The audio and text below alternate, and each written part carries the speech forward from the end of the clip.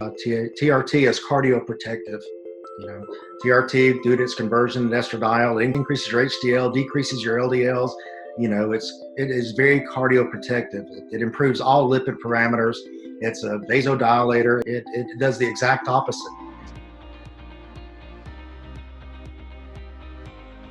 They're just unaware of the medical literature out there. It's just not something that's presented to the cardiologist. It's testosterone replacement therapy is just not a moneymaker. Bioidentical hormones are not a moneymaker. Moneymakers are in statins and other drugs that the cardiologist will use. I mean, they're being detailed on those drugs every day, every week in their office by the pharmaceutical reps. If they knew about testosterone, it would probably and should be the first line treatment for hyperlipidemia and for men at risk for cardiovascular disease.